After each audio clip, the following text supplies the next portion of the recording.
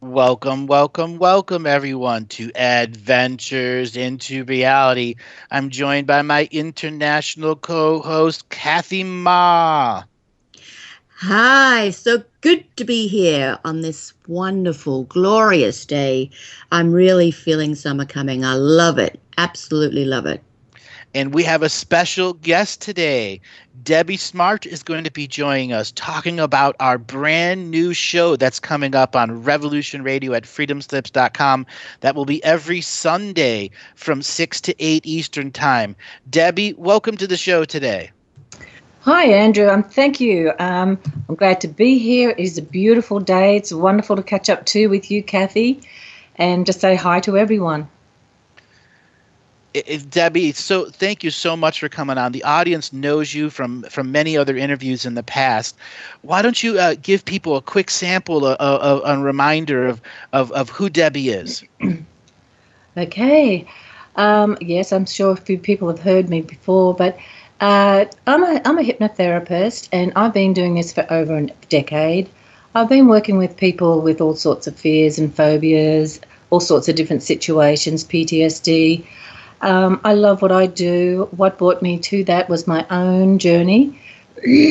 When I had my own issues running from other situations in my life.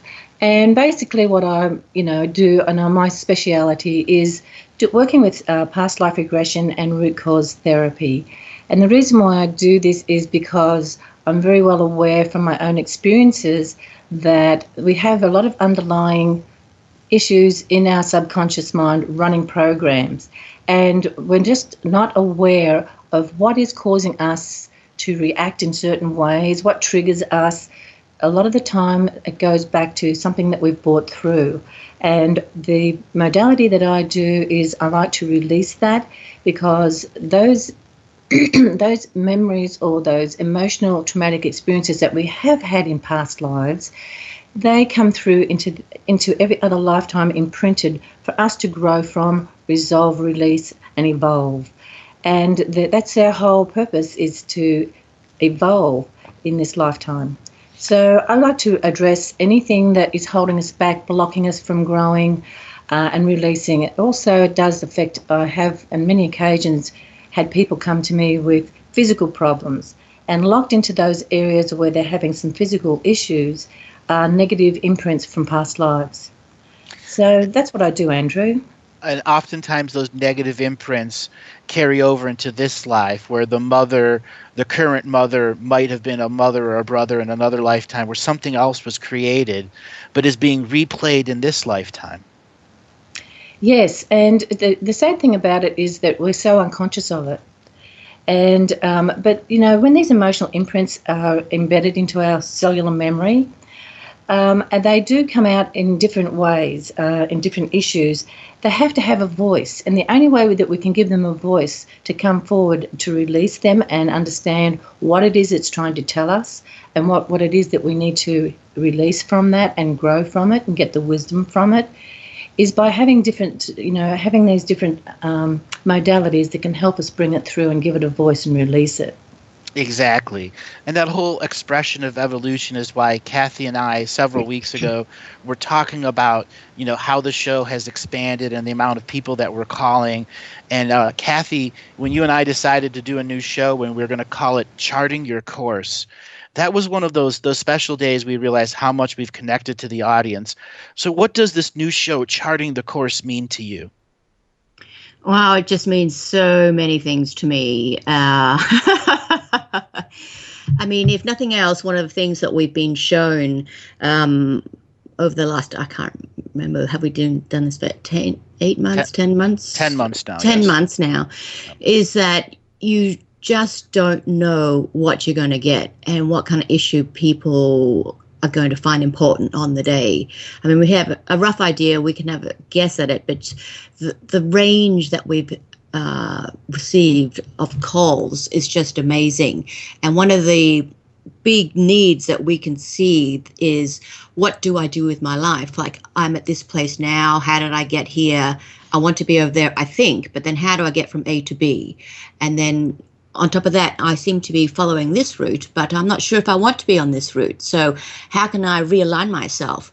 So charting your course is all about looking where you are now, seeing where you've come from and the decisions that you've made or the circumstances that have put you here, and then looking ahead and thinking about where it is that you want to go and where it is that you are going, and see if they align together. And if it's not the case, how can we then help you chart your course all the way back to wherever it is that you wanted to go, or even far exceeding that expectation? Exactly.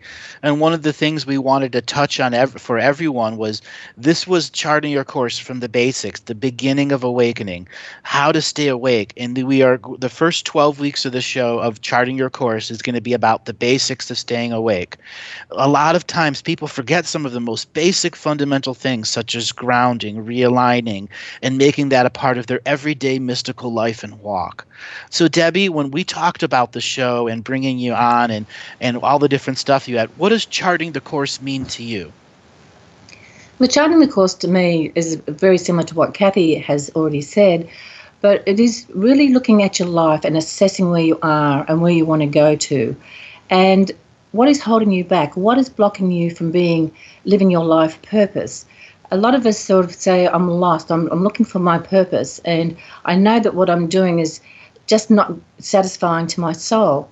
And so looking at all the different modalities and the different ways that we can step forward and evolve and start stepping into our life purpose, one of the ways that we really need to look at and address that is what's blocking us.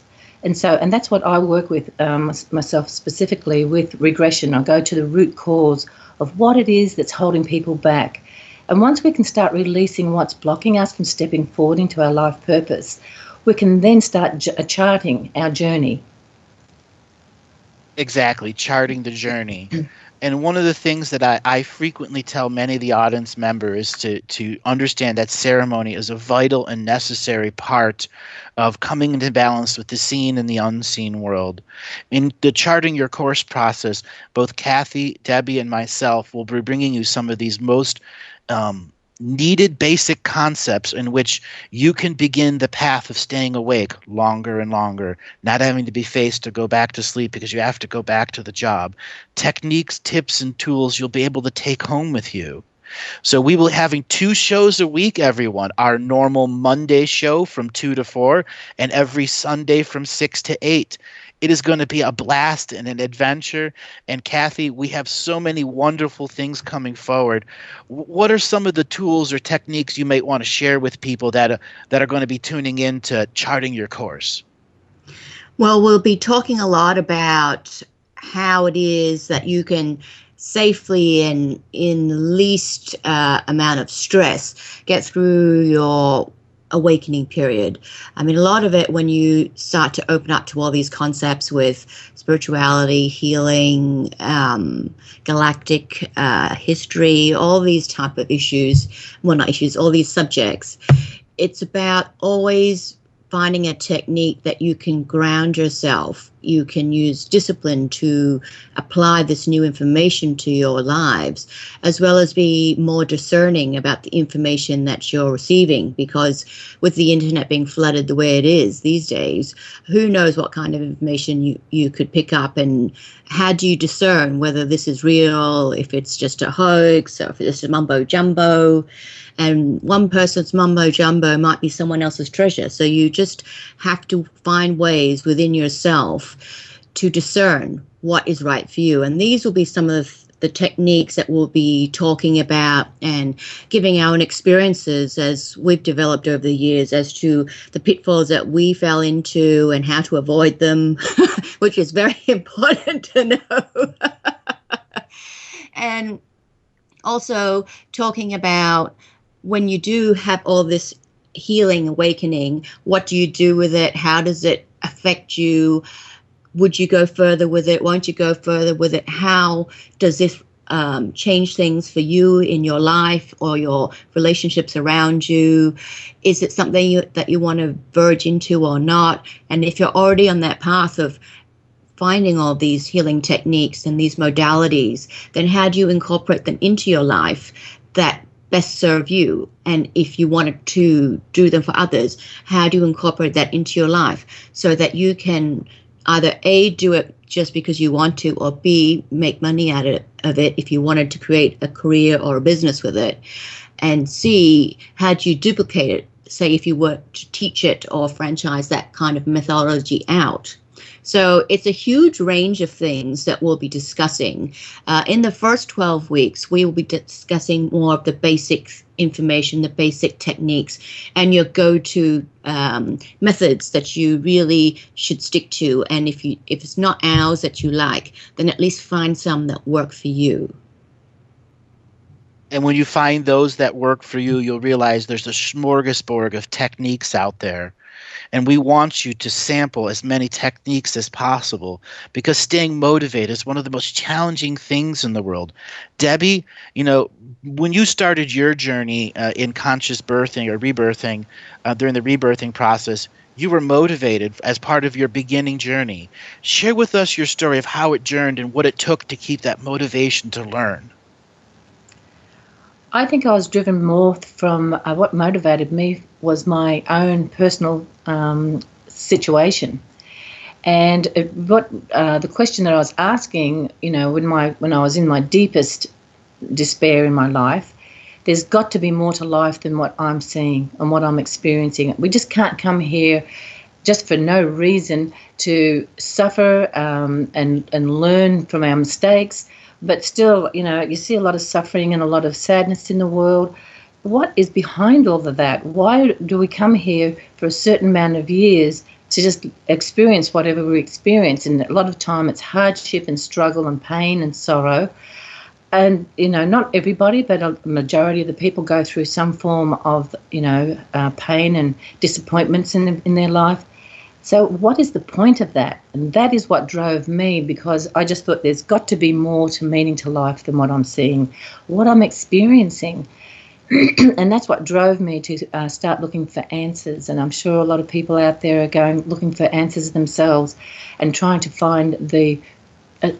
find some sort of modality that may help them, pull them out of that slump wherever they are, and find answers to why they're even experiencing this. And so this is the purpose of our Charting the Course show, is to give people some tools and some how-tos on how to change their life, how to step above and step out of what they're experiencing if there's pain and sadness, and also to give them some tools into releasing whatever it is that's holding them back. And there are so many different modalities out there, and so we're just going to be bringing up several that really work for us. So that's what drove me, Andrew. Exactly. Also on Charting Your Course, we will be bringing guests in who fit the path of the healer, fit the path of the consciousness explorer, fit the path of assisting people in understanding the basics of what are around them. We are trying to bring together this giant, mega toolbox of things that people can use, so that in whatever moment, in whatever challenge they have, they're able to reach into that toolbox and find something that can give them hope, inspiration, dreams, creation, co-creation, and a little bit bigger understanding of the world.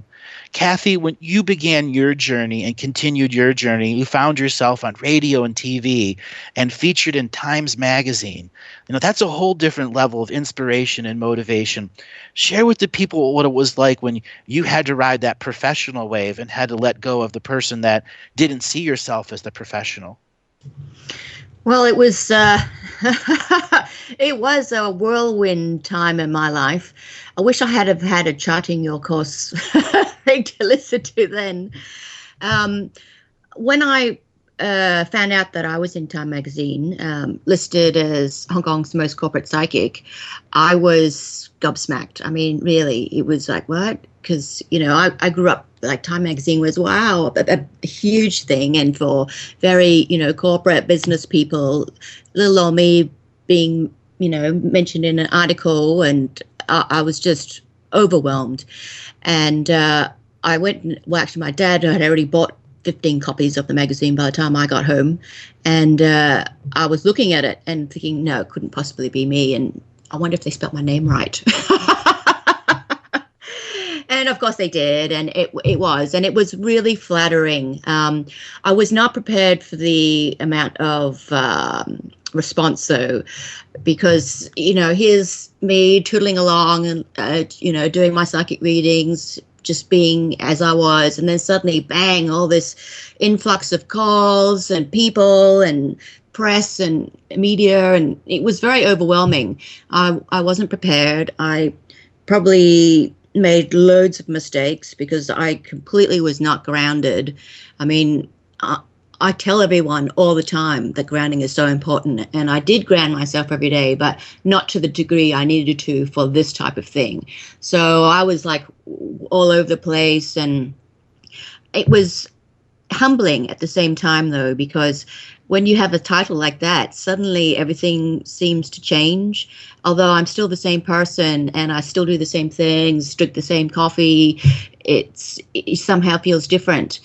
And from there, I'd already, I think, been doing the radio. So, because I'd done radio every week for a couple of years, and I was propelled into doing cable telly for a while, and that was just like unbelievable. It was fabulous. It was live on telly in the evening, so that was a lot of fun. I did learn that live shows are the best ones to do. Don't do anything pre-taped because they just edit you. So live is great. And I wasn't prepared for people's reactions to me. The people that knew me well, family and friends, some of them really didn't take it so well because although they knew what I did, it was like an unspoken thing. They're very comfortable with me, Kathy, not so much me, big title, most corporate psychic in Time magazine, being on telly. That was weird for them. And so it taught me to stand up for myself and within myself and not be intimidated by other people's opinions and the way they treated me. So to remain focused and grounded throughout that turbulent time was tough. It was a good life lesson for me because now it'd be pretty hard to knock me off kilter. But at the time, I wish I had have known how important those techniques were in a more realistic way. It's the story of what you described is how you cut your path in a world that was a very male dominated at the time, to be an Asian woman from Australia doing a European American type psychic work. Yes, it was very, very difficult because in those days, really, psychic reading was not a thing in Hong Kong.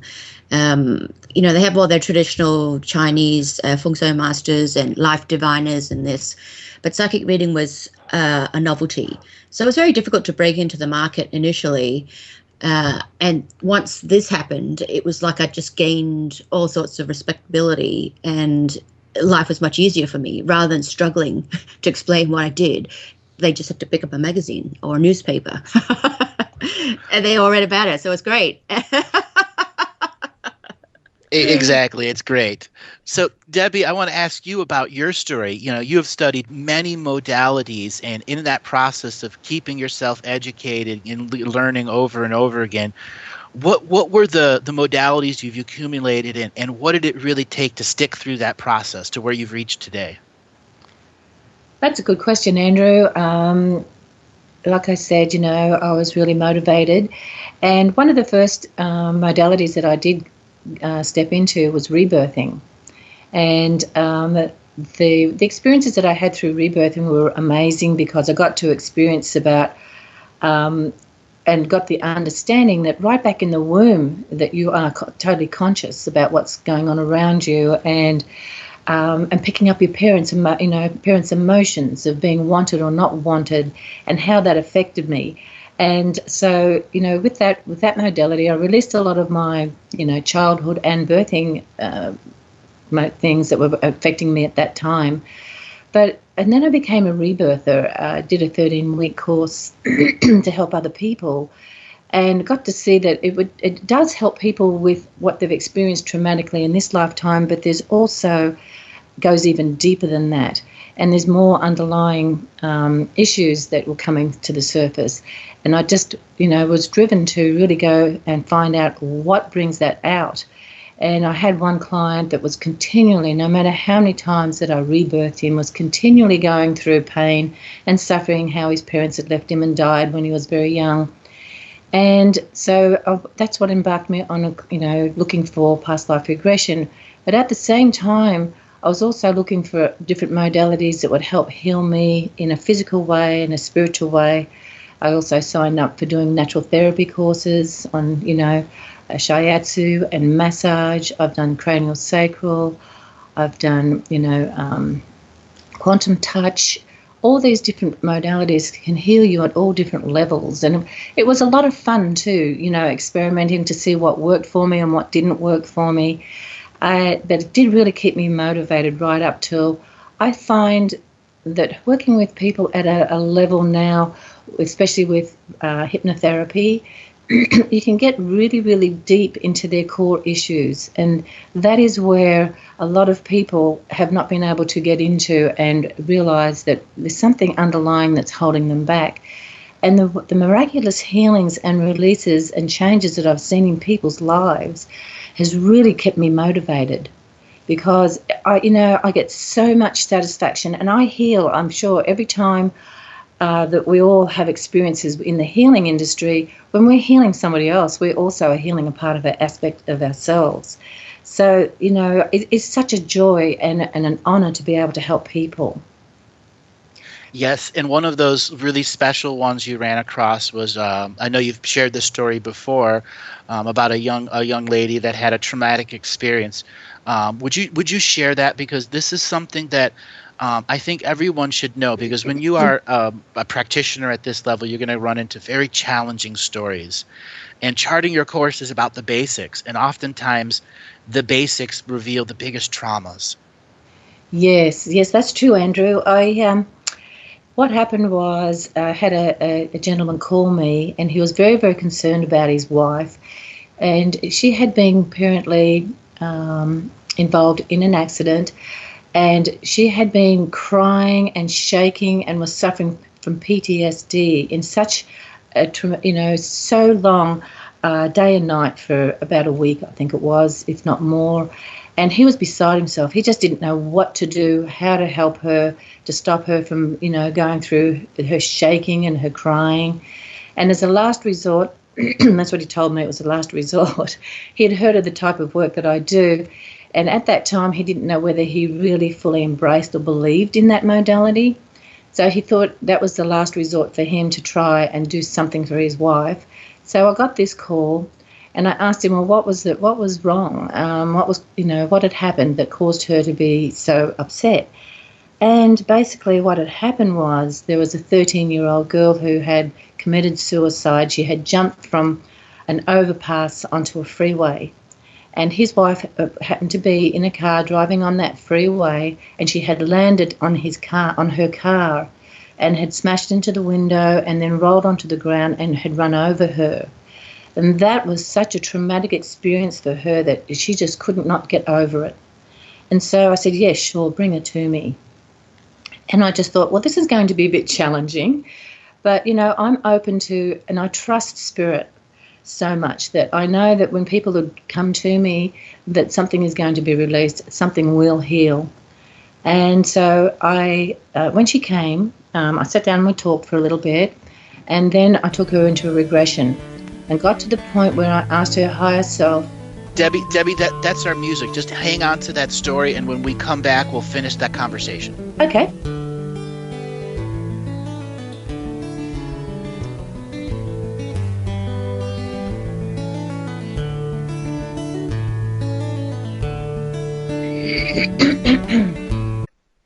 Welcome back, everyone. I'm flubbing my intro. Welcome back. I thought I was muted and I wasn't. Welcome back, everyone, to Adventures into Reality. Special guest today, Debbie Smart, and the usual amazing Andrew Bartzett. Thank you, Kathy. Debbie, you were telling us a very important story about teaching. Please go on with your story.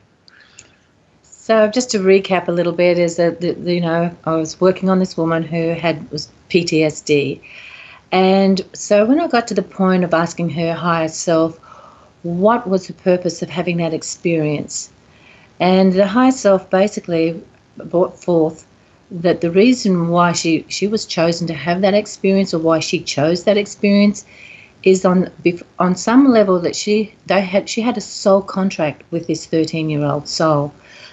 Well, the soul was a lot older, of course, but 13-year-old child. And that she had a soul contract that she would actually help her cross over. And so with that, I asked the higher self to locate that soul and bring her to us so that we could facilitate that for her. And so it took about almost a minute for the higher self to locate this child's soul. And so when it finally brought the soul to us, I opened up a portal and called in the guides and the angels and asked if they could facilitate to help her cross over. The higher self was there. This woman's higher self was actually choreographing the whole thing. And it was so fascinating because all of a sudden, out of the blue, the higher self said, "This soul is so grateful for you to help her to cross over that she wants to give you a hug before she leaves." And that really brought tears to my eyes. And so that happened, and then we just sent her through the portal and released her. And about a week later, I called her husband just to see how she was doing. And he said, "My wife has kept a smile on her face ever since she's had that session. She felt so honoured to be able to facilitate another soul, and felt very special that she had, been able to do that." So that was that journey and that story, Andrew. It was challenging for me at the time, just because I had never dealt with something at that level. But, it's wonderful what you can do to be able to help people when they're going through such a traumatic experience, and to find out behind all of that was a soul contract. Something that made more of a definition to the craziness that went on. Yes. Yes.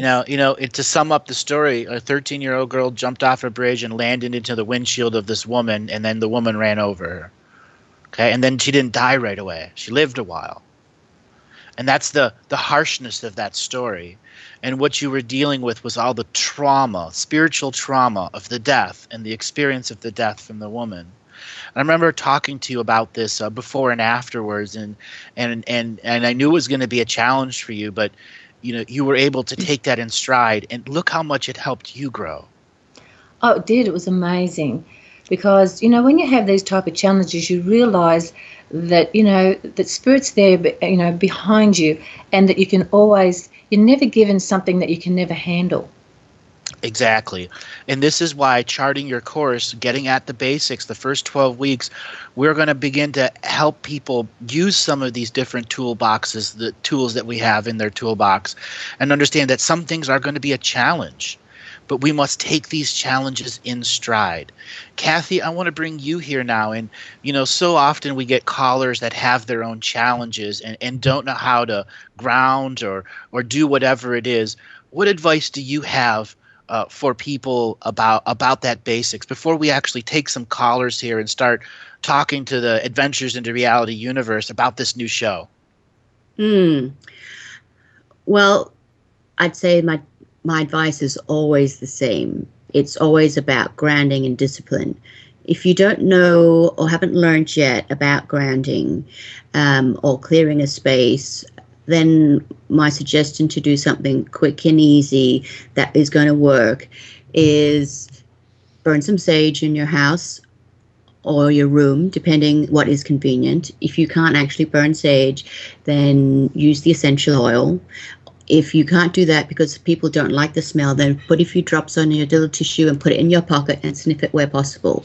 Because not only will that clear the space that you're around or in, it will also help cleanse and clear yourself. So by doing this, you will become grounded. Of course, it's not the only thing you will need to do, but this is the first step that you can take, or it's a good emergency step to take, or also a good practice to have. So this is one of the simplest things you can do. If you're, for any reason, out in the middle of nowhere and you can't do any of that, can't access these type of things, then I would say imagine that you are a tree. Visualize it, even if it has to be a stick figure in front of your face. Visualize that you are the tree and that the roots of the tree that go into the ground are your feet. Just keep focusing on that, and then you will, over time, start to feel that you are more in your body, you are more grounded, you're more steady. And that is also grounding. So those are very easy, quick techniques that you can do if you just need something basic, or if you have nothing or can't access anything. I've even tried that technique, the visualizing one, on a plane before, and I found that to work, even though in theory, how could it work because you're so high in the air? But, you know, when there's turbulence coming, you'll try anything to feel more grounded. Pretty much. Down. But that technique does work as well. So even if you're on a plane feeling turbulence and not feeling very well and worried, you can use that, because that does calm you down and keep you focused and keep you grounded and within inside yourself. And when you are calm, focused, grounded, and inside yourself, the parasympathetic doesn't run you. Oftentimes we find other programs running us. And Debbie, you and I and Kathy, we've talked about this frequently. Debbie, what are your experience with some of the parasympathetic programs or the defense programs that people have that prevent them from really achieving their goals? That's a really good question. We see these self-destruction programs or ones that drive people to be hermits. Right. Yes, and a lot of the time people aren't aware of what those programs are that are running them like that. And the thing that I do suggest myself, is to really become introspective. We do find people that, in all walks of life, that are carrying all sorts of traumatic experiences from childhood, from past lives, from different experiences that they've had in life. They've felt they've been injured emotionally by experiences they've had, with partners. And this is why I think that chartering your course is going to help a lot of these type of people come out of their shell and be able to incorporate some of the modalities and some of the ideas that we can bring forth to help them. We've all got so many different gifts, and we've had many, many experiences ourselves that we can share and help other people through these times. And, there are people, my husband, for instance, now, when I first met him, he claimed himself to be a hermit. And this is his third marriage. I love that. He claims. The skeptic in us all. And it took him a while to get him out from under that rock, So, but, he's grown exponentially just through our own experiences, from what he's experienced through me, my experiences through understanding what he's had experienced in his childhood and in his previous lifetimes. And he's now blossomed.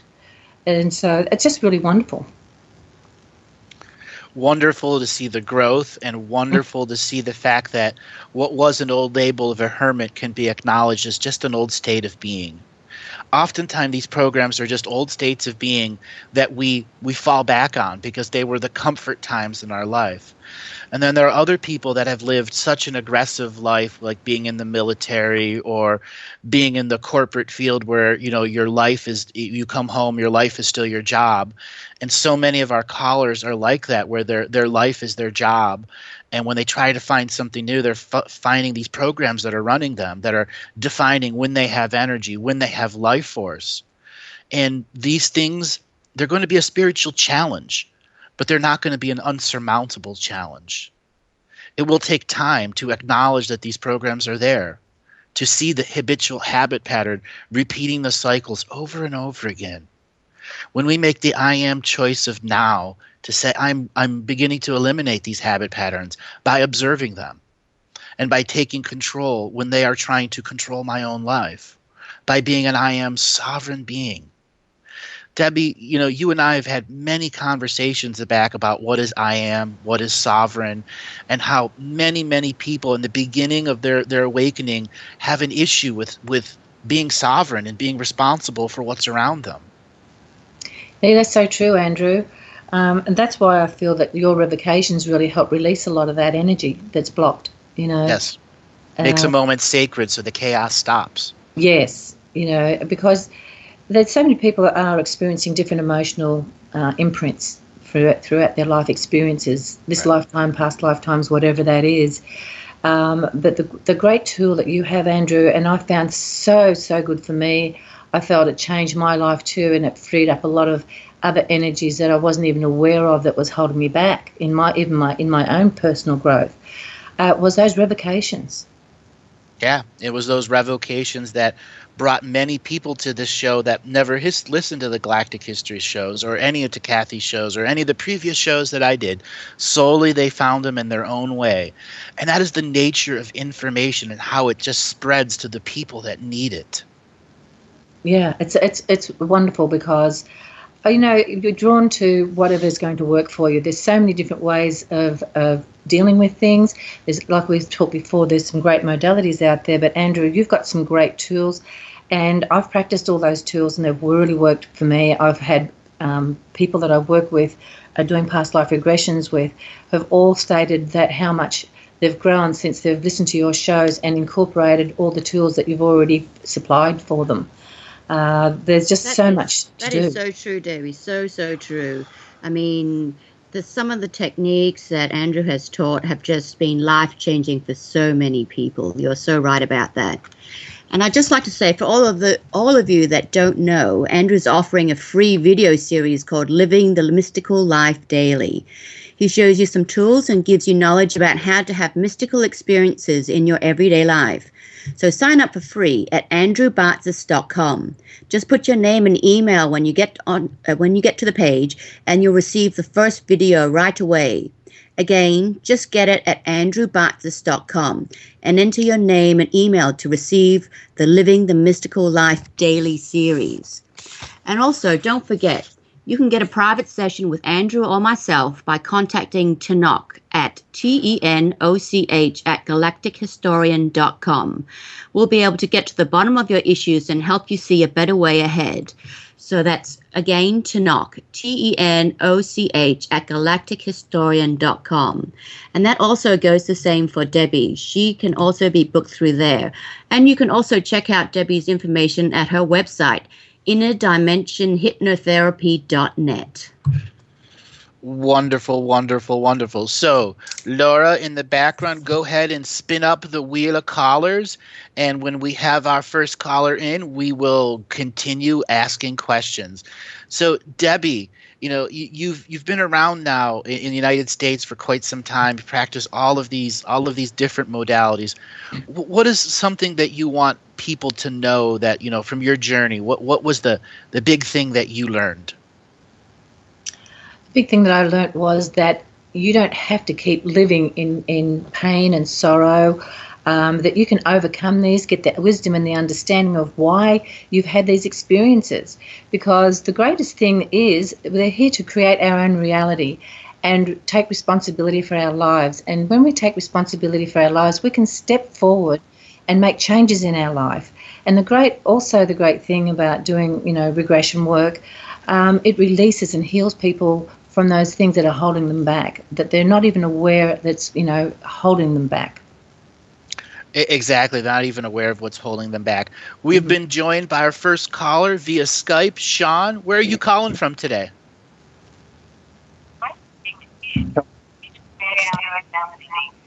Sean, are you there? Yes. Hi. Yeah, can you hear me? Yep, I can hear you. Can. The other caller, you'll have to mute. All right. Where are you calling from today, Sean? Napa, California. Napa, California. Welcome to the show today.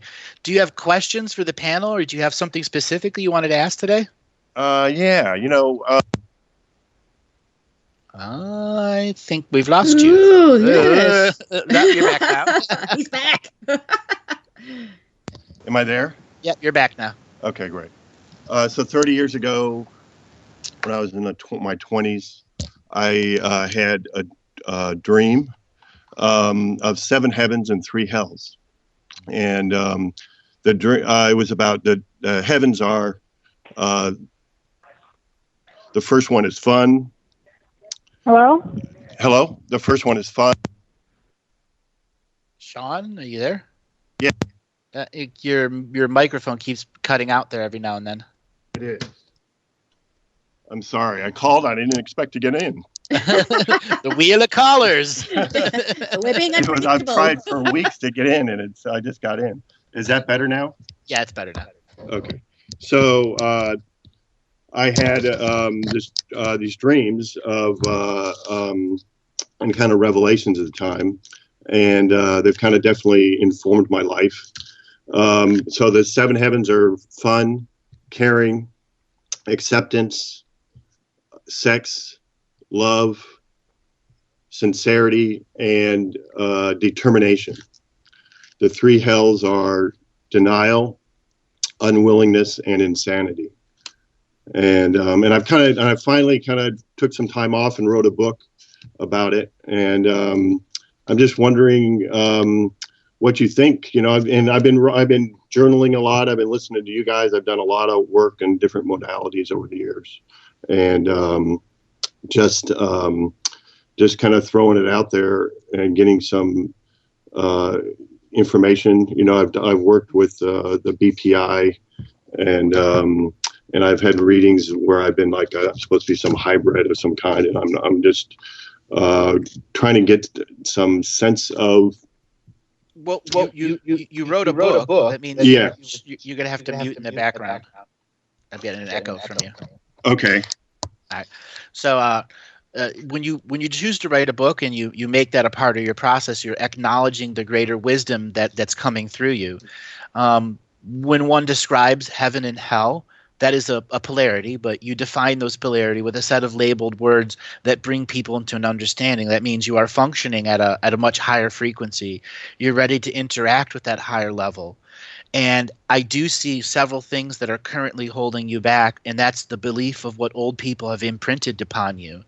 And I think that the book you wrote was what you were trying to imprint on yourself as a soul when you were the fetus in your own mother's womb, that you were trying to assemble this knowledge, and the fact that you had it as a dream was a reminder that it was a dream when you were still an astral being, trying to discover ways to bring information to this world. And to bring information is one thing, to actualize it is another thing, to teach it is a whole new layer, and then to bring it to the world as a common thing for people to understand in a series of languages that it's reprinted in is the challenge of the master. And that is where you are at right now, the challenge of being the self-created master in the times of the now. And some of those things that are holding you back are injuries to your body. Do you have injuries to your necks and your neck and your shoulder? Both shoulders. What did you do? My left shoulder. What did you do? I was in Aikido, and I got turned around, and my shoulder got torn a bit. So it's been about 3 years since I've really done anything. And that is honestly gigantic trauma in your frequency. Whether it was done with intention or not intention, it doesn't matter. It's created this dysresonant frequency, which is actually driving you to be far lower in energy and far lower in capacity than you were 4 years ago or 7 years ago. Mm-hmm. You know, you have this knowledge and wisdom and completed book now, but you can't get back to the same frequency of the book. Does that make sense to you? Well, yeah. I mean, I've had a lot of health issues over the last 2 years, and just found out I worked with biomagnetism to work on melanoma and skin cancer, and I'm kind of coming out of there, just finally getting into feeling better, starting to feel a bit better now. I want to bring Kathy on to talk about, you know, what she sees in the energy going on with what's in your energy and the life force there and the medicine. Okay. Hi, Sean. You know, I look at your energy and it's like a mush mash for me. It's just very confusing. There's just so much going on. I think not only health-wise, but emotionally, and you just, I would almost say it's not that you have chaos around you, but it's more like a big, heavy fog. You know, it's hard to see anything. one of the things that I think you're going to find very helpful to be able to focus on things, and not only emotional and in your physical world, but within your body, is you need to be able to do something that you can truly just enjoy the sensations of being. It sounds very airy-fairy, but what I mean is, like, take time, go and sit somewhere where there are fragrant flowers. If you don't have anywhere, can you hear me? Yes. Sorry, Sean. Hello? Caller 818, can you please mute? Sorry, Sean. So if you there's nowhere around you where you can get to flowers or a fragrant smelling plant, then just buy one. I'd just like you to be able to sit quietly and enjoy that simple pleasure of scent, the beauty of growth, the beauty of life. And when you can start to feel relaxed, just doing these little small basic things, you will enter a state of calmness. And when you are calm, everything starts to fall back into place for you. Right. So it sounds very simple and basic, but I'd like you to start there, because once you have that, you can tackle other things. At the moment, it's very difficult for you to tackle anything else because you don't even have that inner peace or calmness that comes from such a basic thing. Does that make sense for you? Yes, it does. Yeah, being grounded is a big deal for me right now. It's the being grounded, but also I want you to have the sensory experience, but not just like a burner of essential oils, because to me that doesn't have the same beauty. It's appreciating the beauty of the fragrant flower or the plant, and appreciating the fact that it's alive, and you know, of course everything's dying, blah blah blah, but you know, it's still alive. When you're looking at it, you're enjoying it and being with that little part of nature, because that's for you, your core being will find calmness and stillness.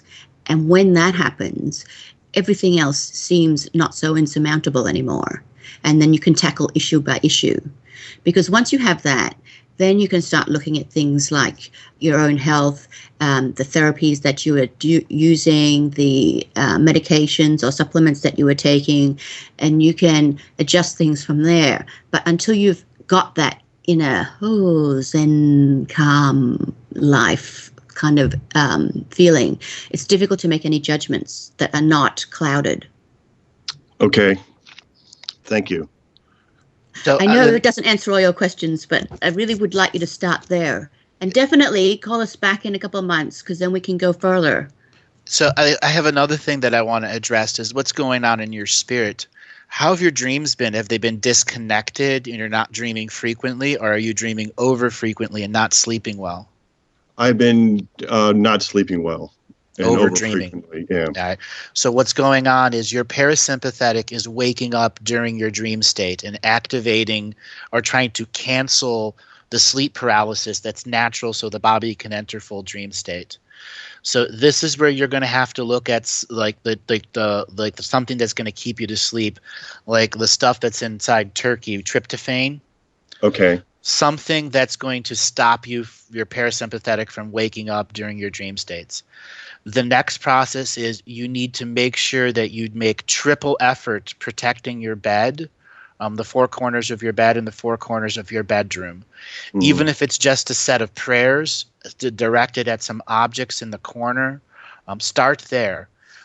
Getting your dream world back is vitally important for the creation, inspiration, and dreams, so the author inside you can understand the dreamer inside you that created the author by you dreaming yourself in an ancient future, and then that ancient future going back in time and dreaming up you, this Sean of the now, so he could write that book.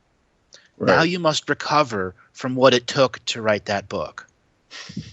Okay? All right. Well, I'm doing a lot other writing, some screenwriting, family drama set in the wine business, which I'm in, and I won a pitch contest to take to the Weinstein Company, and I'm on my 8th draft, and it's been a very deep struggle. I know. It's too much of a struggle. That's what I'm telling you. It's too much. So you brew your own wine? Yeah, no, I mean, where the family is in the wine business, yes. Okay. So what I would like for you to do is to grab your own casket, put your seal on it, put your mark on it. And this is something that is not meant to be drunk. It can be tasted and sipped and understood, but it's going to be your spiritual thing that you're going to put in a spray bottle and spray around your house. Use as sacred sacrament to bless objects, to store in small bottles and put into areas that energy is not flowing right for you. To use the power of the family lineage right now that's in the wine industry, and understand that wine, when it's going through its brewing process, is a living being. Yeah. And you can allow that to teach you great, humongous lessons right now. Make that your simple challenge. It's one barrel. Well, it doesn't matter how big or how small it is, because it's for your spiritual purposes, your spiritual evolution, to take the great wisdom that you've learned and to imprint it into that barrel, to read your books, all of them, to that barrel. All right, that is our music. Hold on, Sean, and when we come back, I will further some conversation with you. Okay.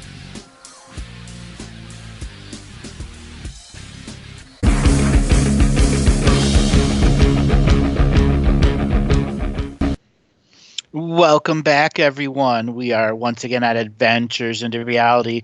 A reminder, Revolution Radio at freedomslips.com is a fully listener-supported station, zero corporate contribution, so stop on by that site support button.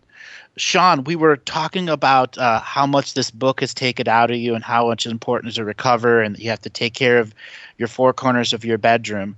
Now, your sleep process, whether it's tryptophan or some other dietary supplement or something that you feel comfortable with doing, it's vital that you stick on this for about 4 to 5 months. Okay. Your dream world has been heavily disrupted by your obsession with the book. Okay. I've been using RSO right now, and I'm kind of through this cancer stuff. I've been really become more of a vegetarian. So, is that too much THC in there, or is that? Oh, you think that's okay? The RSO, Richard Simpson oil. It's like a no. It's not. The Richard Simpson oil is fine. What I'm referring to is you're not sleeping. Right.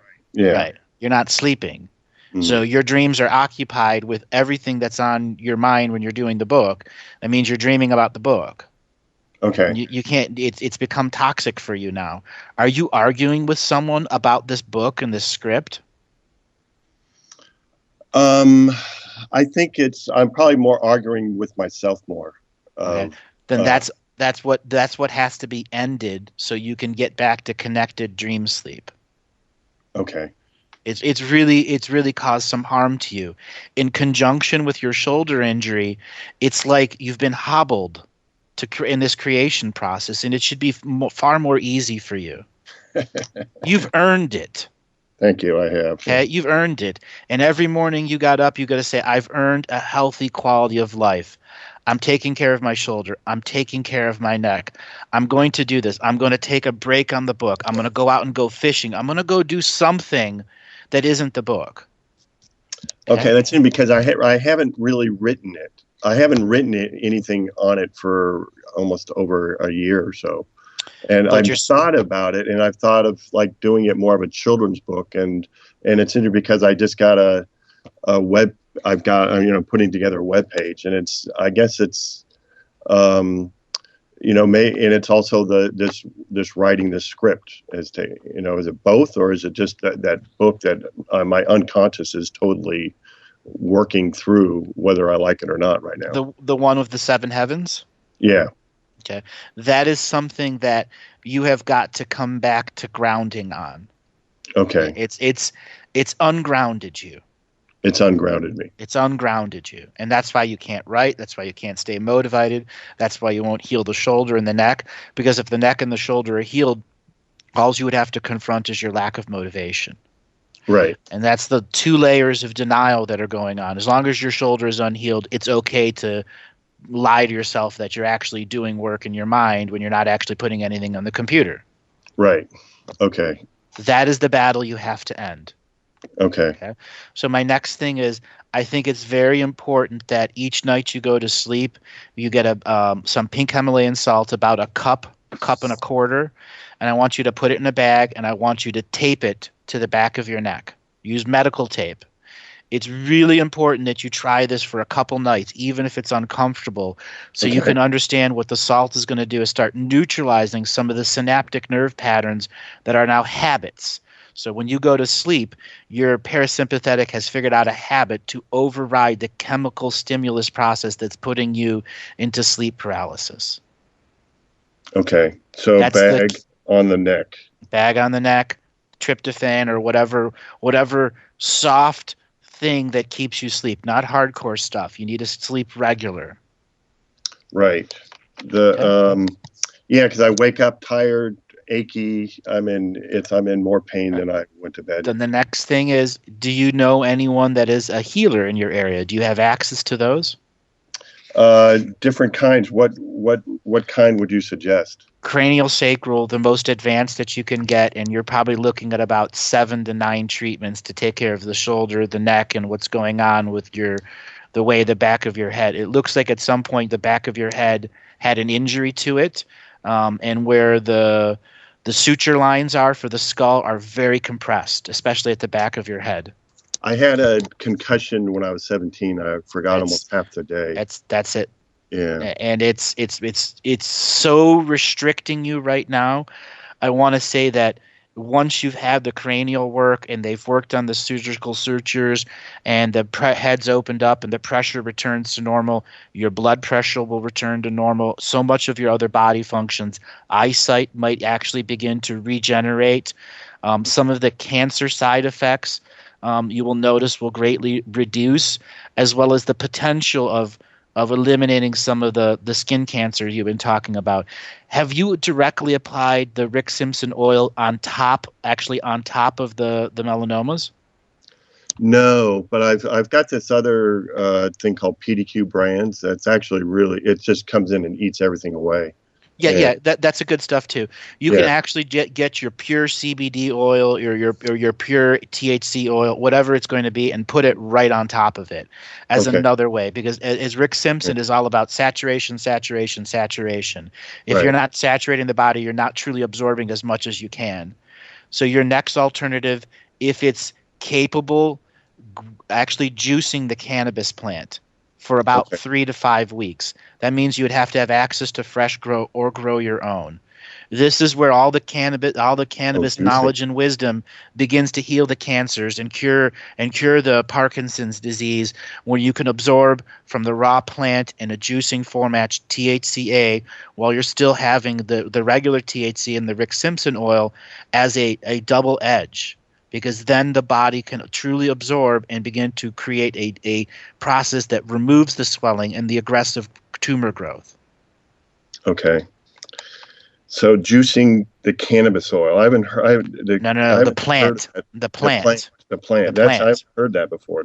You can go look it up, and there are a number of people on the Rick Simpson forums that talk about it too. You just type in juicing cannabis plant, and what it is it doesn't get you high. It's raw THCA before it's converted, and when you take it into your stomach, a lot of people who take chlorophyll. Liquid chlorophyll, they stick it in their stomach, and then it passes because it's in a liquid form, it doesn't get digested. When you are taking the liquid THCA like that, it won't be immediately broken down in the stomach, but it will be absorbed as nutrients direct in the stomach. Okay. And that is where you have the highest absorption rates of THCA. Very good. Combined with your Rick Simpson oil, you will change radically. You won't be a zebra with stripes anymore. You'll be back to being a two-legged human being in your body without a crushed back of your skull, a half-broken neck, and 2 screwed-up shoulders. Right. Trying to write a book sitting at a table that causes you pain. Yeah. So do you understand the level of denial that's there, that you've been living with that pain? Yes, I do. When you make that choice to say, no, I don't need to, the inspiration to write will come back. Okay. You have a great adventure ahead of you, a great journey ahead of you. And I want to bring Debbie in here for a section, for a chance to maybe she has a little bit of advice for you. I thoroughly agree with you, Andrew. Hi, Sean. Hi. Cranial sacral will really, really do a lot for you in the situation that you've got with your skull and your shoulder, because that releases the fascia that's holding that in place, and the THCA is a wonderful way of internally healing your body. And I had a little bit of skin cancer on my face, and I was given some herbal remedy too to neutralize that. And it's not as strong as the Rick Simpson stuff. So I really thoroughly, say that it would be really good for you to try to do the method that Andrew was saying. Okay, thank you. All right, Sean, any last questions before we move on to our next caller?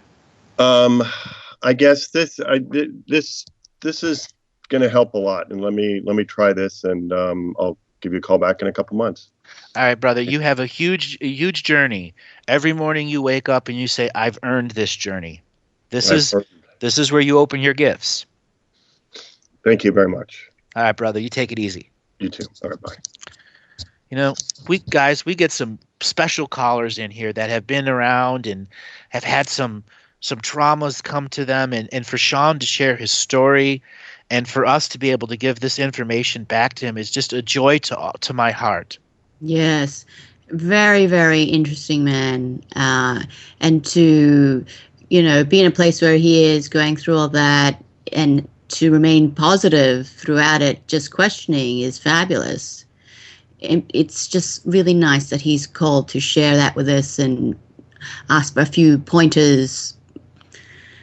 Yeah, exactly. And as soon as I tuned into him, I'm like shoulders, neck, skull. He's been hobbled.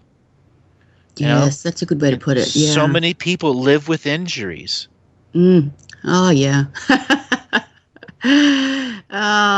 It's so difficult though, isn't it? Because you get to a certain point where you think, oh, I'm just bemoaning my life. I should stop complaining. I just suck it up and keep going. As opposed to thinking, well, actually, I could probably get rid of this. Exactly. But I just don't know how. Yeah. As an afterthought too, I was also thinking it would be interesting for him to have a regression to go back and see, why he created this in the first place. And what if there's any soul contract or something that's carrying through that's affecting this area now that's wanting to come out and be heard. It is. There are lots of soul contracts there, but that's to the book, not to the motivation that takes to write the book. The environment that he's in, not this inspiration it takes to be spiritually connected and have dreams, so you can have mystical moments to write a book like he described. Mm-hmm. So he's got to look at his foundations, his structures. Yes, he certainly does. Yeah. Debbie, can I just take this moment to ask you a question that I know a lot of people are wondering, because when I first met you ages ago, I wondered it. With hypnotherapy, how is it that you can take someone under in theory, but it's not against their will? Like, a lot of us have this fear about being hypnotized because we're worried that or not you specifically, that people will make us do things we don't want to do, like rob a bank or act like a chicken or, and we're not going to remember anything. I mean, how do you address that issue when people go, I don't think you can, I'm too scared? What is the misconceptions that we all have about it? There is a lot of misconceptions that have been put out there, and I think it sort of triggers their fear of being controlled or loss of control. And also the biggest fear, I think, that most people do harbour around hypnosis is that they're going to be made to do something, or somebody may make them do something that they don't want to do.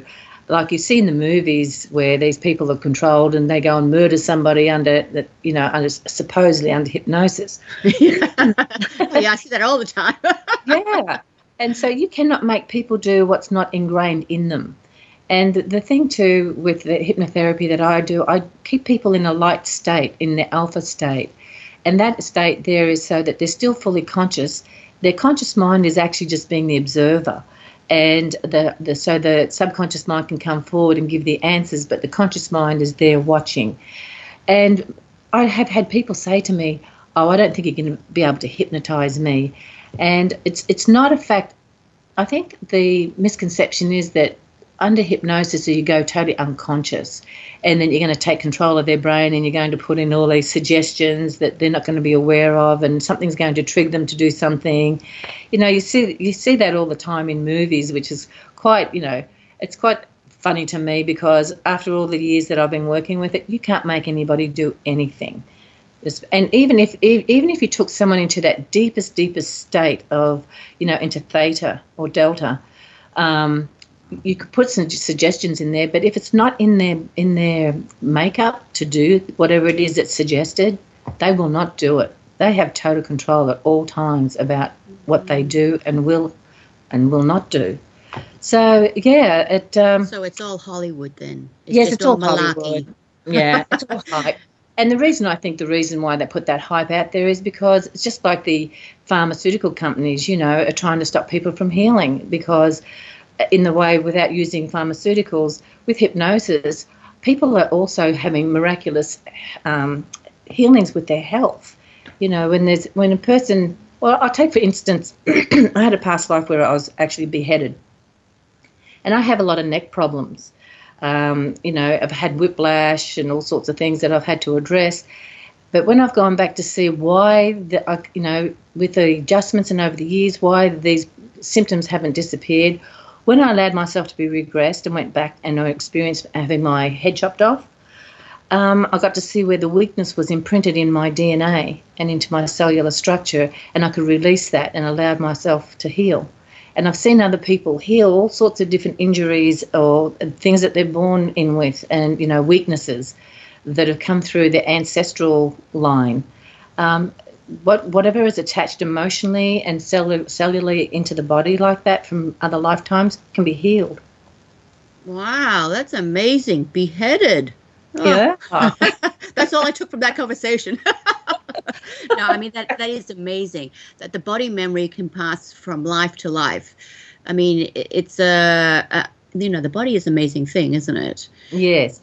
And the imprint there through is, sometimes when you have, like with, being beheaded, that traumatic imprint, because all of a sudden when you get beheaded, it's a shock to to your soul, body, and the whole thing, right? Yeah. And so that shock and that trauma of that experience can carry through in cellular memory and leave that weakness, and you're sort of, I'm glad I just never had any dreams about being beheaded. Your poor husband would be panicking. Exactly.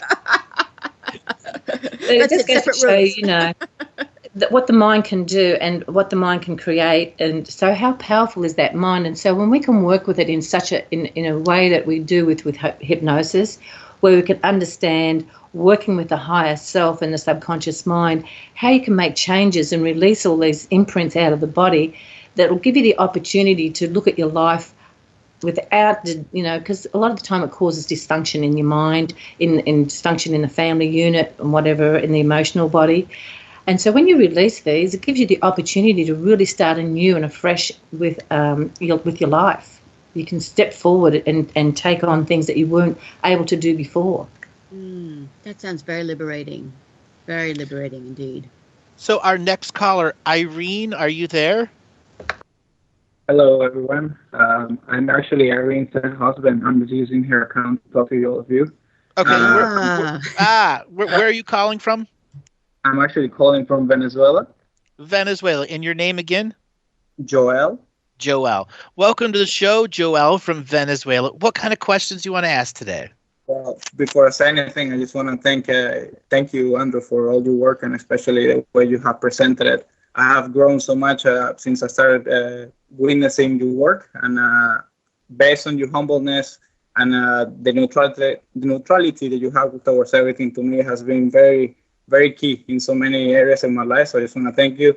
And at the same time, it's kind of hard for me to speak right now because I'm very nervous. English is not my first language, so I always get a little shy when I speak in English, especially with many people at the same time.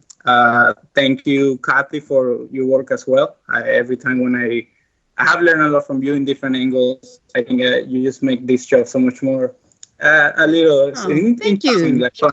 Thank you. And Davey, I don't know much about you, but thank you for being part of the show right now. You are there for a reason. Thank For you. my fifth question, is related to my dream time. Since very little, I've been somebody who has always had a lot of, let's say, nightmares or difficult type of dream. Dream with my fingers from the age of 0 to 10, where I had actually dreams that I actually enjoyed. It was very nightmares all the time, being chased, all type of things. I would like to know more about how the situation or the state of my colon is, because I know Andrew has mentioned many times how it's a main key when it comes to dream time and how we process information in that state. So what can you say about that? So you are having the nightmares. Oops, sorry, I was muted. But it was very interesting, whatever you had to say. So when did the nightmares stop as a child? They haven't, to be honest, they didn't stop. They are happening, they don't happen as often, especially after, reading revocations, being more aware of certain fears, becoming them conscious. But I would say out of my entire life, 70% of my dream time has been very difficult type of dreaming. A lot of war, a lot of being chased, a lot of killing, a lot of that type of things. And, that's, I grew up in Venezuela. Venezuela is a very rough and tumble area. Yep. Yeah, violent country. So having that experience in the dream time actually helped me to kind of see things not as shocking, because I felt like I have lived it before so many times. So for me, when I was little and being exposed to that type of violence, I was able to kind of like make myself create a little bubble around what I have around. But now, when I'm getting older, I'm currently in Venezuela, but I'm planning to go back. Are you there? I can't hear him either. I can't hear him. So if he comes back here in a second, a lot of times, sometimes it just fades in and out. So he was telling us about his dream world and being affected from the military and the war. This is very common. I can't tell you how many people that I've spoken to that were in similar situations and throughout countries throughout the world where they were grown up on the imprint of war and how it affects them in their very dream world, until finally they create a bubble around them that assists them in the desensitization process. Because if they stay sensitive, they will become very demonic. And that was a choice the soul had to make, to not be a part of the demonic frequency. All right, that is our music, and we'll be right back after the break, and we'll continue this story.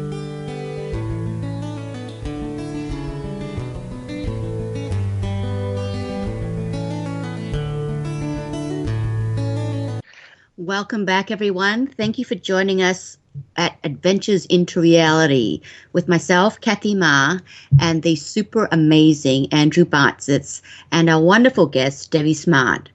And remember, you can get a private session with Andrew or myself by contacting Tanoch at galactichistorian.com. That's TENOCH at galactichistorian.com. And we'll be able to get to the bottom of your issues and help you see a better way ahead. And also, for those of you who don't know, Andrew is offering a free video series called Living the Mystical Life Daily. He shows you some tools and gives you knowledge about how to have mystical experiences in your everyday life. Sign up for free at andrewbartzis.com. Just put your name and email when you get to the page and you'll receive the first video right away. Again, just get it at andrewbartzis.com and enter your name and email to receive the Living the Mystical Life Daily series. Now, Joel, are you still there? I don't think he's there. It would be nice. Let me finish. If he's still listening, then maybe we can get him back at another time. But yeah, and he'll probably hear the tape of it later. Yeah. So growing up in war, it affects your dream world.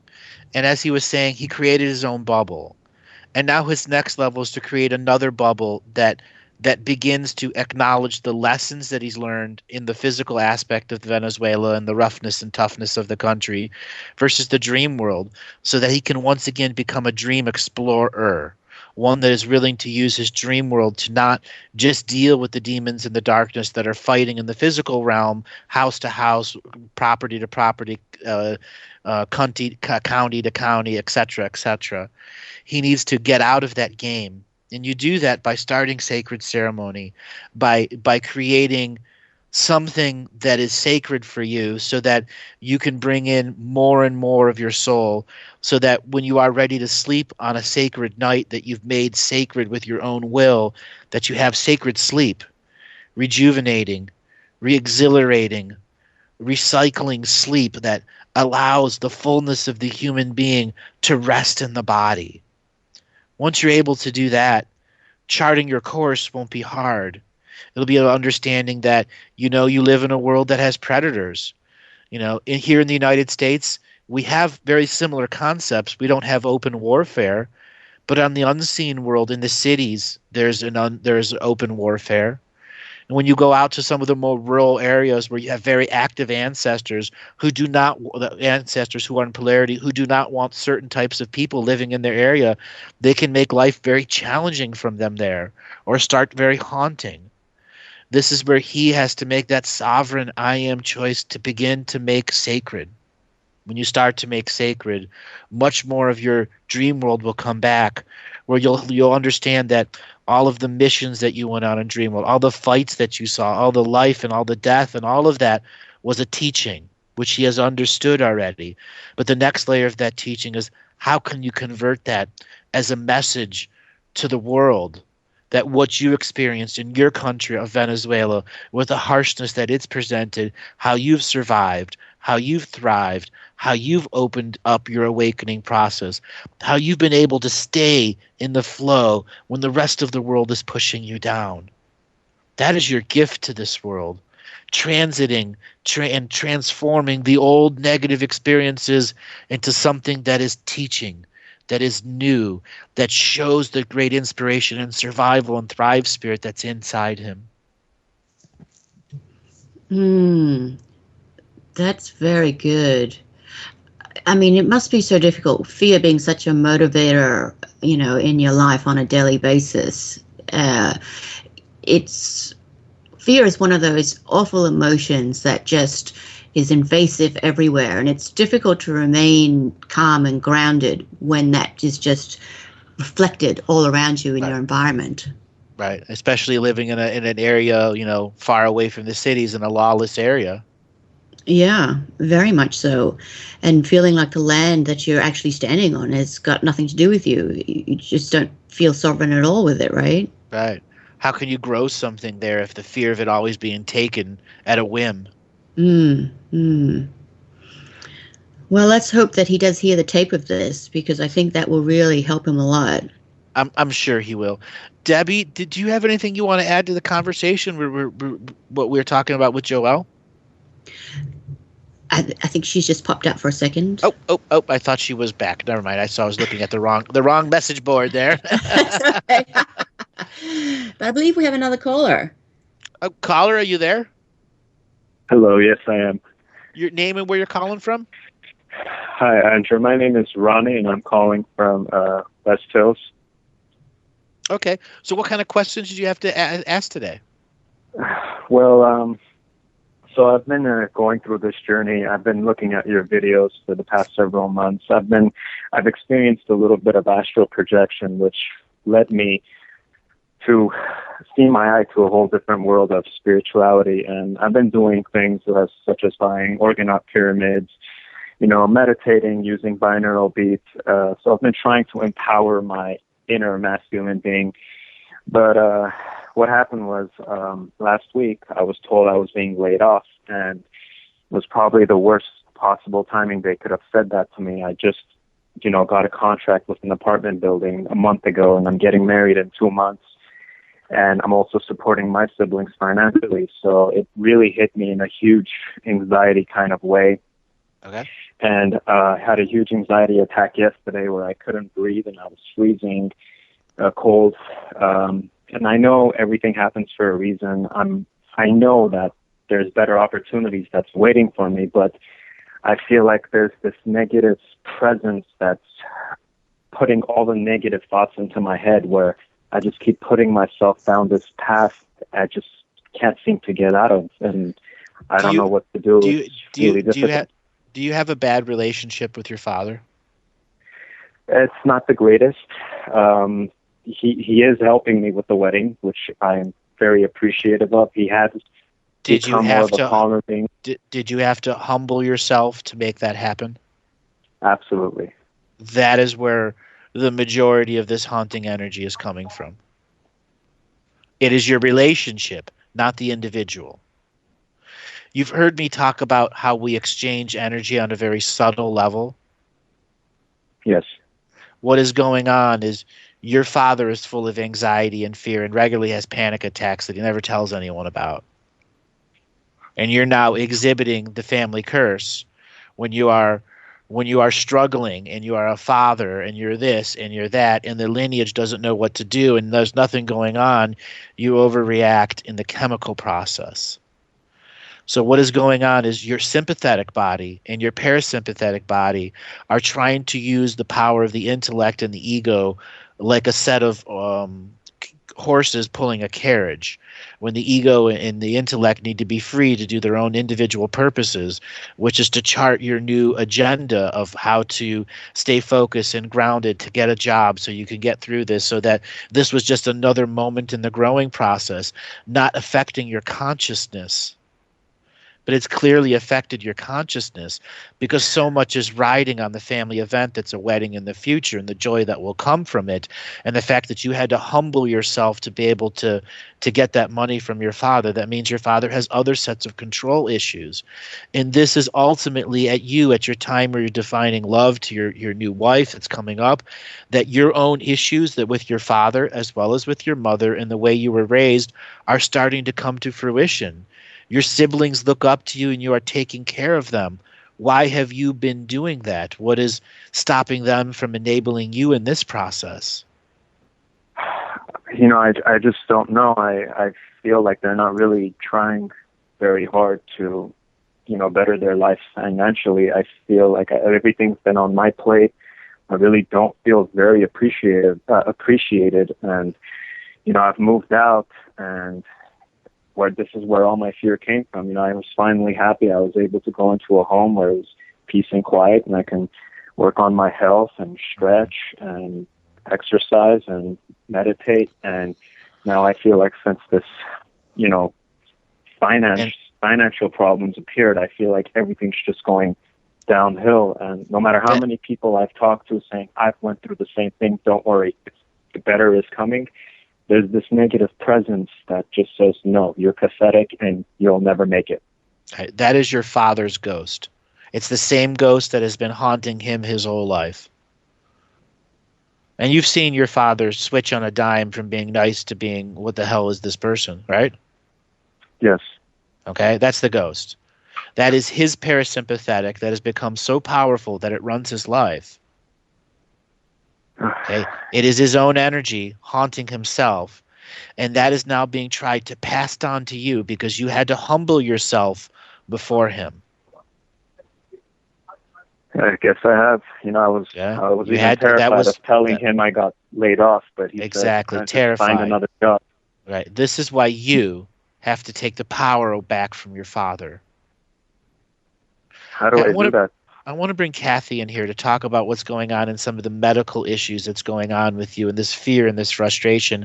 And then I'm going to come back with some tips and techniques that will help you because you're in a critical situation here.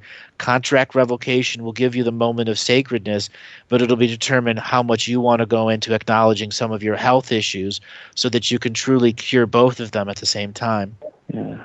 I actually read the sacred masculine, the governmental, and the banking one before I called your show today. Beautiful, beautiful. Kathy, do you want to come in and give your perspective what's going on with his health and the fear and the anxiety? Mm-hmm. Yeah, I do. But before I address that, I would like to address your life situation right now. When I'm looking at your energy while you were talking, I know that you think you are bad luck. In your core, that's what you truly believe, but it is not true. Things happen. Yes, it sucks, but life will go on. In a way, when people tell you that, you know, they've been through it, it'll get better, etc. I understand why you have difficulty believing it, because you're in that kind of rock bottom situation. But we need to cut this up into different segments, I suppose. Like when I look at you and your siblings' relationship, and you mentioned that you were financially supporting them, I would say to you, you know, cut them off, because they can cope without you. You are enabling them to rely upon you, and it's at a great loss to you financially and emotionally. It sounds very harsh to say, but they will cope without your help. But the longer that you keep them on these little apron strings, the longer they won't try hard enough to do it. You have to find that inner strength within yourself to truly believe that they are made of the right stuff, because they are. They're just being tossers and not doing stuff at the moment. But they're strong enough to cope on their own. They can go out and do stuff. They're just not doing it because you've made life easier for them. Harsh, I know. But at the same time, if you do that, you are helping them. You are letting them be free and allowing them to be strong and independent. If you keep maintaining this relationship with them, they won't grow. And you can't do this forever. The second thing is about the marriage coming up. You know, when you are having a situation where you've been laid off and finances are tight, you have to reconsider everything. I don't say reconsider marriage, I say downsize. It's not your ideal scenario, but you can always have something bigger later. Downsize so that your financial responsibility is much less. Your asking to have assistance is much less. If people can't understand that and accept that as the reality, then you have to reevaluate what they're doing in your life, because you cannot be willy-nilly making these kind of financial commitments right now. Thirdly, when you say you've been laid off and you're worried about the future, what I'd say to you is, when I look at your energy, I see within 3 to 4 months you have found gainful employment again. So don't panic the way you're panicking. The future is not as tarnished as you think. For me, I see a job opportunity coming to you through someone that you know. And the reason that you don't know about it now is this particular job is not available or not created. I'm going to say not available. So things are going to happen in other people's lives. So this vacancy will come up for you. So all you need to do is just keep putting your CV out there, letting people know you're looking for work, let them know you're available, have that positive attitude that you normally have, and just trust in that you are going to get something, because you are that lucky. You are not bad luck. You are lucky. Most of your life, things have happened that you would think, you know what, it's better to be born lucky than rich. And you really typify that saying. You are lucky. You will continue to be lucky. This is just a giant speed bump in the road of life. Thank you. I'm trying to stay positive in every fashion. It is hard. I know. And, you know, some of the stuff I'm saying is harsh, but it's a time where you have to wake up and smell the coffee.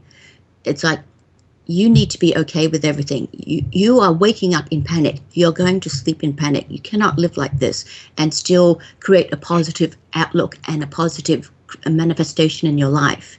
But you can downsize all these issues by a few simple things that sure will break your heart a little bit, but you can totally recoup that later on. Thank you. I got to get my sleeping back in order. I can't even lucid dream anymore. Everything seems like it's falling apart, but I have to put all my energy into the positive thinking. It's not falling apart right now. It's just not organized in the form that you want it. Yes, okay? Correct. Okay? You have to see this in a different way. I think it's really important for you to do something very different today. And I'm going to use the word unpredictable, because you were asking before about this presence of energy. And there is a presence of energy, and I described it as your father. It isn't the physical father. It's his light bodies, the ones that have been trying to be a father to you since you were a fetus in the womb, the one that is trying to direct you into going into its version of how your life and quality of life should be lived. You have to begin to change that process by denying that energy spirit access to you, not the physical form of your father. You cannot get mad at him, because that's the vent for what this energy is trying to do, to create you mad at him.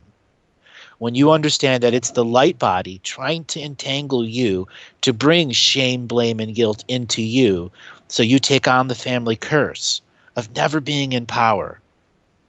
This is what you're denying. It's important for you to make some of these moments sacred. So being unpredictable today, vast, important for you. Even if it's getting up and driving to someplace and fishing, and you haven't been fishing in 10 years, do something unpredictable today.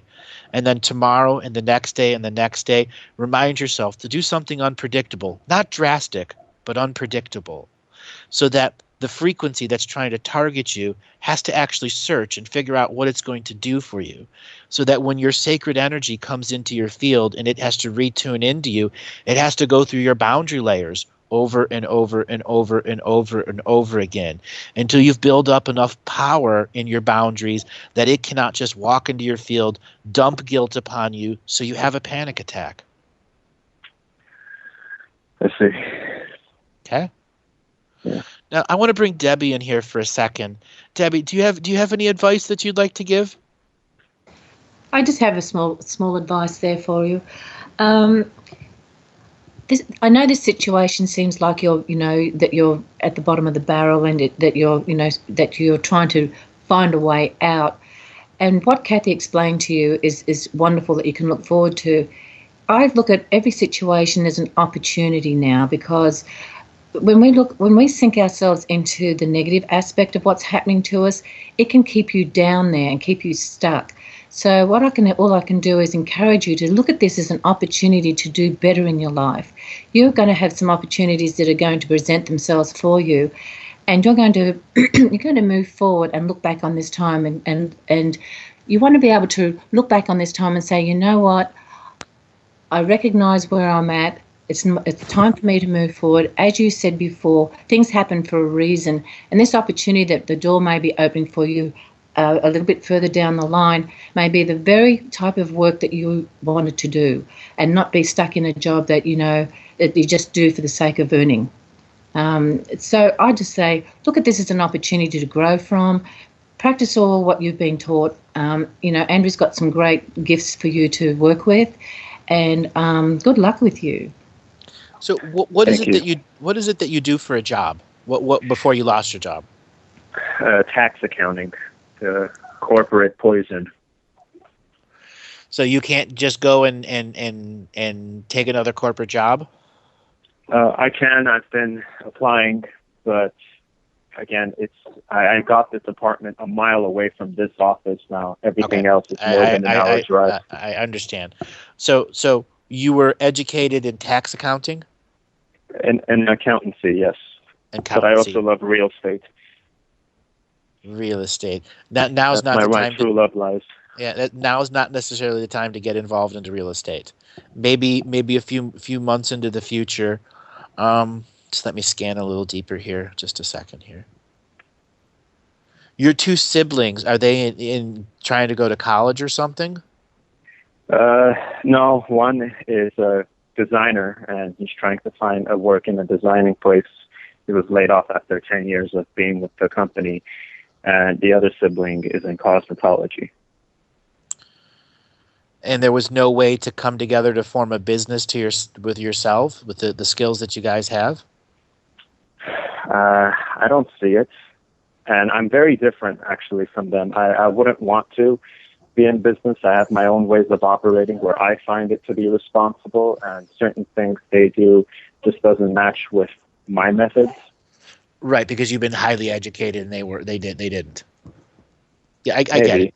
And the only reason I brought that up is sometimes when siblings are all in the down and out scenario, and the fatherly energy is doing its patriarch stuff, it's a signal for them all to come together and do something that's a legacy for the family, whether that's pictures that get passed on to the grandchildren, or property that's built for the children, something that's a legacy for the future. Is this asking you to build a legacy? It's saying at least the conversation should be brought up. That doesn't mean actualizing it or doing it. This may be another way of discovering how to stop enabling them so that they can find their own wisdom, their own dreams, their own expression.